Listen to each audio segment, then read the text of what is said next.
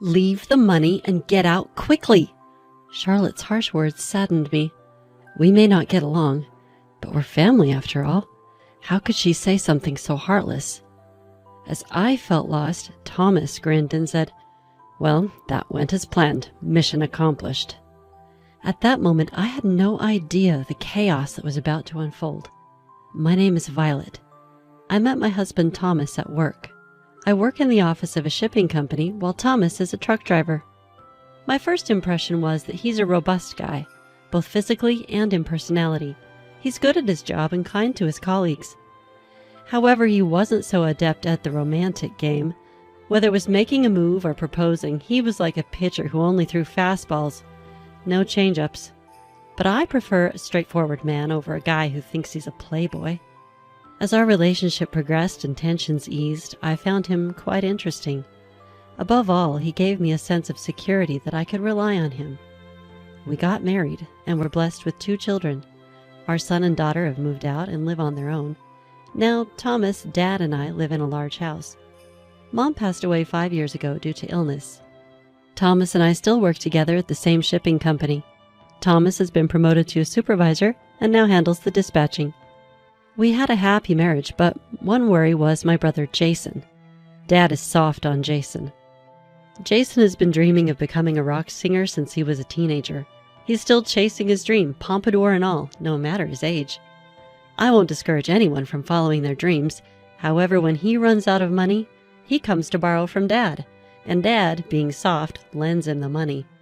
Dad, lending money is fine, but has he ever paid you back? Violet, when you lend money, you should do it with the intention of giving. That means you shouldn't expect it back. Remember that. But Jason thinks he'll somehow make it. He's underestimating life's challenges. Isn't that risky? When I was young, I dreamed of becoming a novelist. But Victoria's parents said if I was going to marry her, I needed a stable job, so I gave up my dream and chose to marry. I don't regret getting married, but I do regret giving up my dream. That was the first time I'd ever heard about my dad's younger days. So that's why I want to support Jason's dreams. But it doesn't seem like Jason's putting in much effort. Do you really think he can achieve his dreams while goofing off all day? Mountain climbing isn't just about conquering the peak. Every step you take along the way is part of the story. Well, you sound like a poet. Makes sense since you wanted to be a novelist. Come on, you're making me blush with such direct praise. I'm not praising you.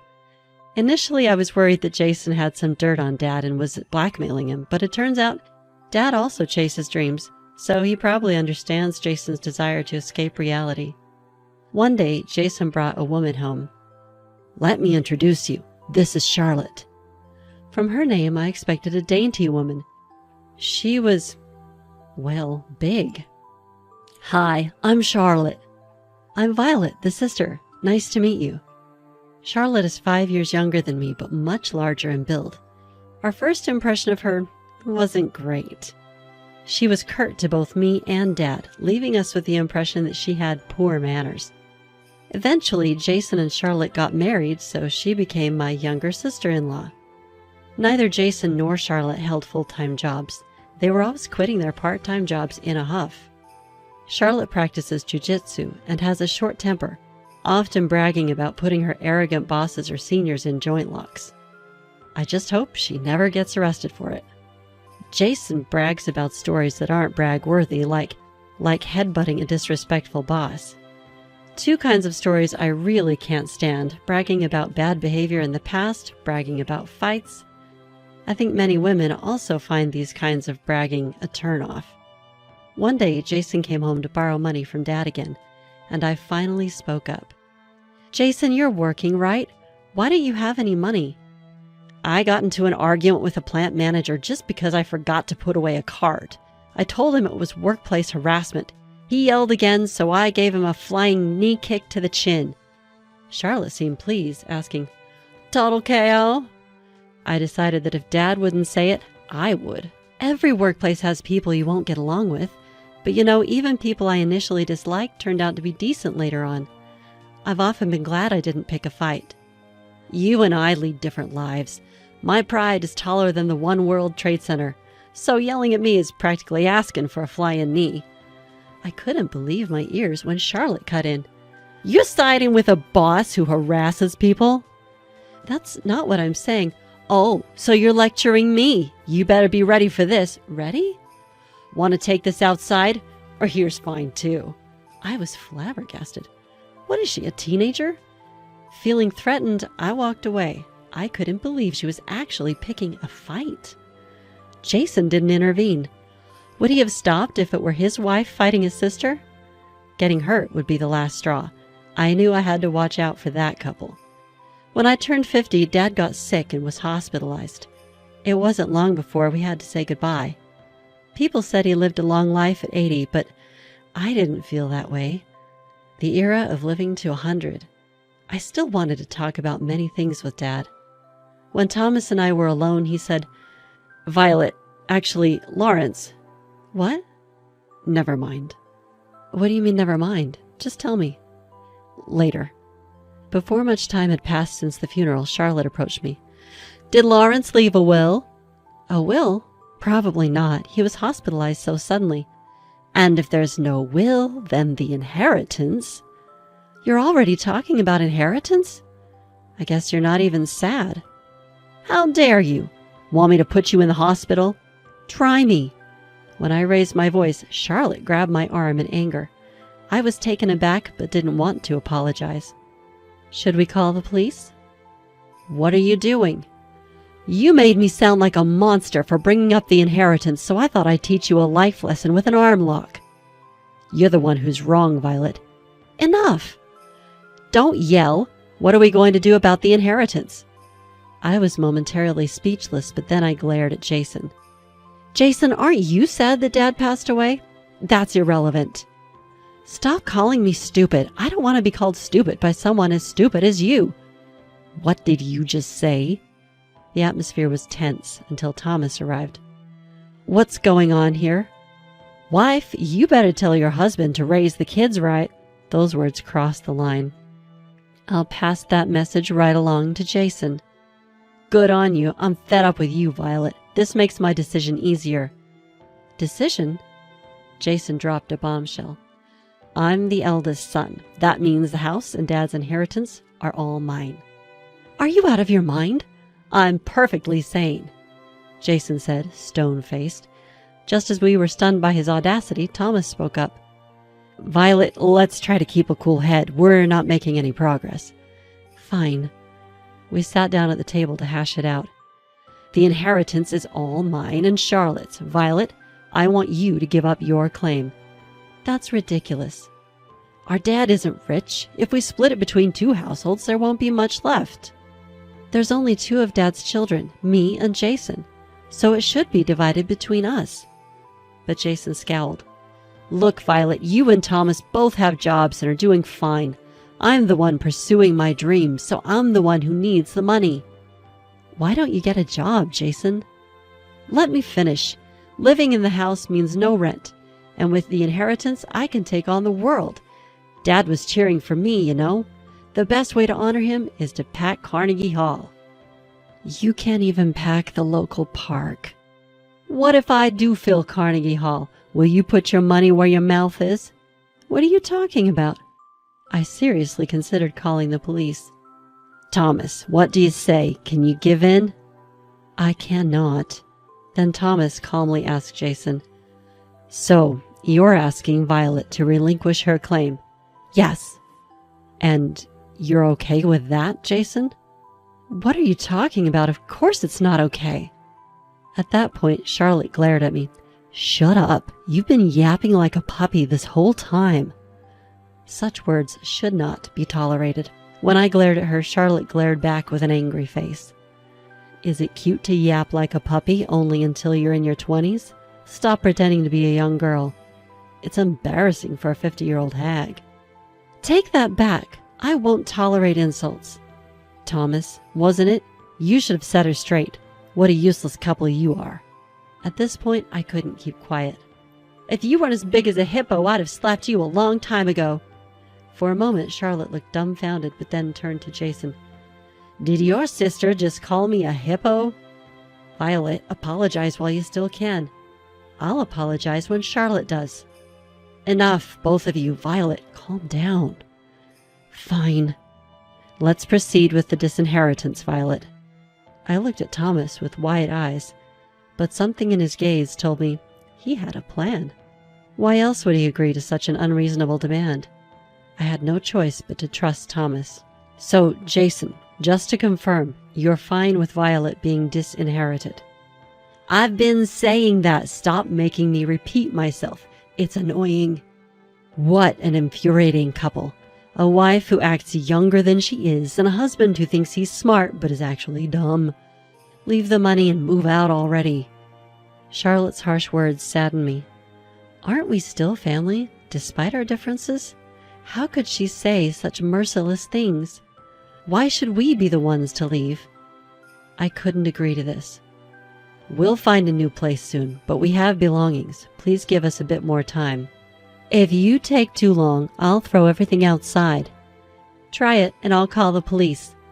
Think I'll be scared if you mention the police? I'm not afraid. Call the Marines if you want to arrest me. Unable to contain my anger, I stepped outside. I wonder if Dad is also at fault. Thomas smiled at my confusion. It worked.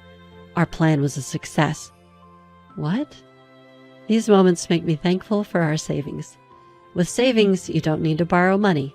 Even with zero debt, there are still substantial monthly expenses: rent, utilities, food, taxes. Taking on more debt would naturally make things tougher. I've always made it a point to avoid loans, pay in full for what I buy, and save a bit each month. Years of this kind of effort mean we won't be in a bind when emergencies happen. Maybe Jason set a bad example. He lives impulsively, and when he's out of money, he turns to Dad. It was one thing when Dad was working, but he had no problem borrowing even after Dad retired. I always tell my kids how important it is to save, so they don't end up like that. Thomas and I settled into our new condo. Once we'd finished unpacking, Thomas said, "Let's consult a lawyer first." A lawyer? To initiate the renunciation of inheritance. Are we really giving it up? That's when Thomas finally told me what he had almost mentioned before. While playing chess with Lawrence, he quietly mentioned that he lost all his savings and is in debt. What? Because of Jason? Yes. That made them even more unforgivable. Maybe that couple also shortened Dad's life. You're not entirely right, but you're close. Huh? Thomas told me something even more shocking. Charlotte had yelled loudly from behind Dad and pushed him with both hands. It wasn't just a one-time prank, it had happened multiple times. Dad started fearing it was an attempt to induce a heart attack and couldn't say anything when Jason came to borrow money. I never thought they'd go that far. In other words, Lawrence had much more debts than assets. You get what I'm saying? Yes, now I get it. Inheritors receive not just assets, but also debt. If the debt exceeds the assets, you can renounce the inheritance. Let's ask the lawyer. That's the best course. We consulted a lawyer and successfully renounced the inheritance. Just as I thought they might show up, Jason and his wife barged into our new condo. Violet, you set us up, didn't you? Set you up? What are you talking about? Don't play dumb. There's no inheritance from Dad, just debt. You knew, didn't you? I had no idea. This won't end with just an arm lock. Be ready for a chokehold. I calmly took out my mobile phone. Hello, is this the police? What are you doing? Charlotte grabbed my phone and shut it off. Violet, how are you going to take responsibility for this? Then Thomas stepped in. Jason, I recall asking you multiple times if it's okay to relinquish the inheritance, right? So you knew it was drowning in debt, didn't you? I had no idea. Whenever Jason needed money, Lawrence would lend it without a second thought. He gave out big amounts like it was nothing. I assumed Lawrence must be well off. Jason was at a loss for words when Charlotte interjected. Nice try, but you're not weaseling your way out of this. We inherited those debts. You two need to do something about it. What responsibility are you talking about? My spouse and I are not responsible for any of this. Hey, are you going to do something about this or not? Threats won't work on me. Or should we lay it all out for a third play? I'll share every detail of what happened.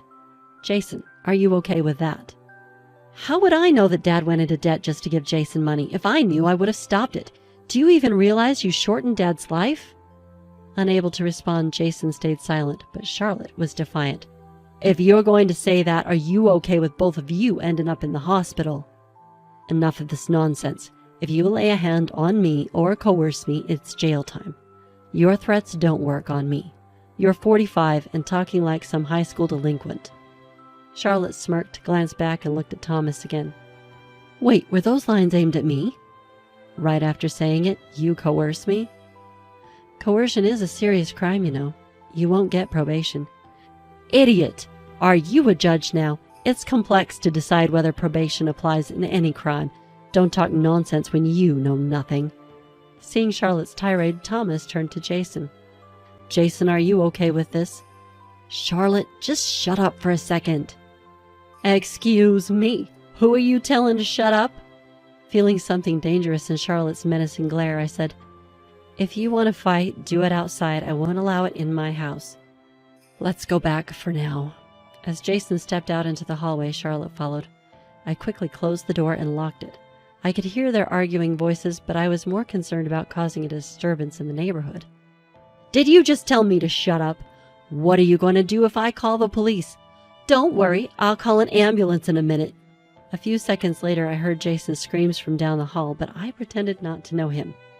Immediately after that, I heard what sounded like a dying scream, but it had nothing to do with me.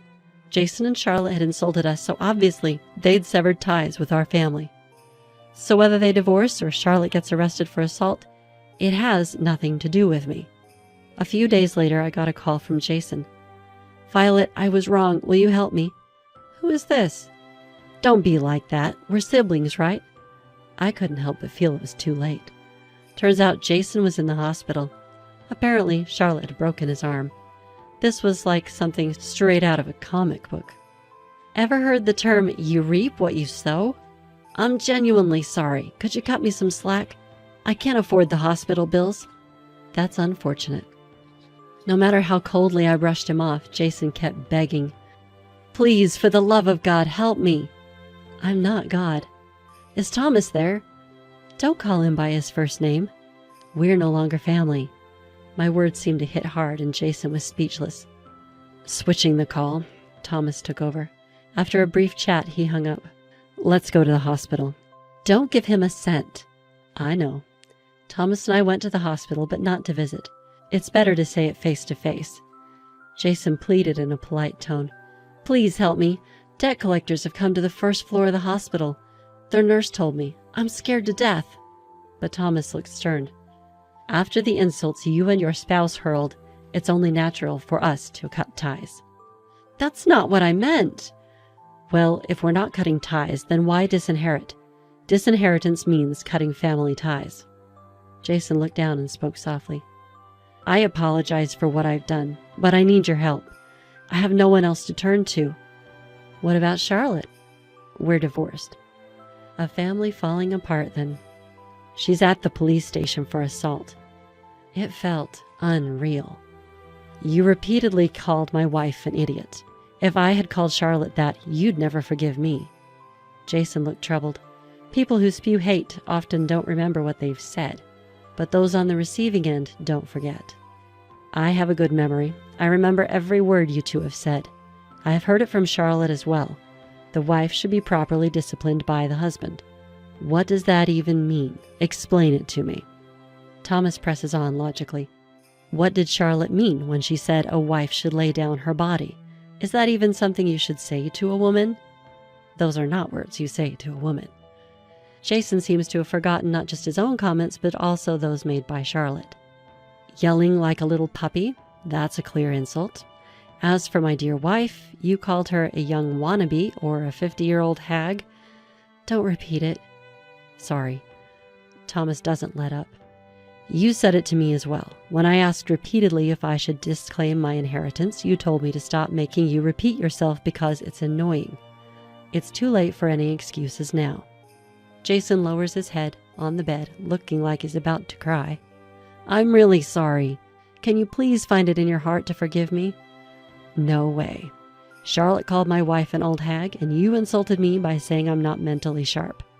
By the way, what does not mentally sharp mean? Explain it to me. Thomas glares at the trembling Jason. Explain it. What? Jason shakes and his eyes go wide with a terrified look. If I weren't in a hospital, I'd be yelling right now. Let's just cut ties off completely. You're the one who said to leave the money and move out quickly. Thomas looks down at the dejected Jason, then turns to me. Shall we go? Yes. After all was said, I thought Thomas might end up offering financial help out of a sense of divine mercy, but he stood his ground. As we left the hospital, a smile crossed my face. I saw your scary side today. There's nothing like that. Be kind to me, okay? Of course. The storm has passed. From now on, I hope for peaceful days, basking in the warmth of spring sunlight.